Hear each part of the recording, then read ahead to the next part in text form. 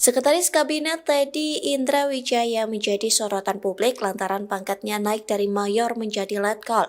Tak hanya itu, status letkol Teddy yang masih aktif sebagai perwira TNI padahal menjabat sebagai Seskap juga menjadi sorotan publik.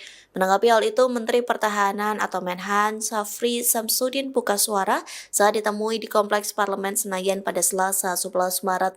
Dikutip dari Kompas.com, Syafri menyatakan ada 15 kementerian atau lembaga yang bisa dijabat oleh prajurit aktif TNI. Syafri menyebutkan bahwa anggota TNI yang ingin menjabat di luar 15 kementerian atau lembaga itu harus pensiun. Hal itu pun tertera dalam Undang-Undang TNI yang menyatakan perwira TNI aktif tak perlu mengundurkan diri jika masuk dalam 15 kementerian atau lembaga.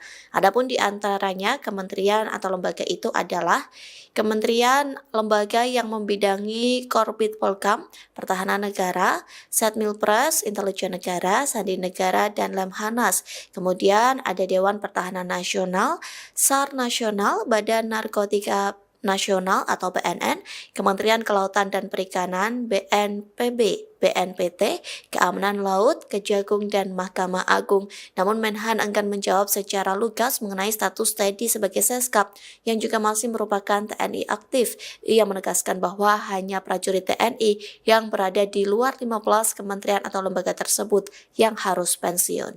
Download Tribun X sekarang, menghadirkan lokal menjadi Indonesia.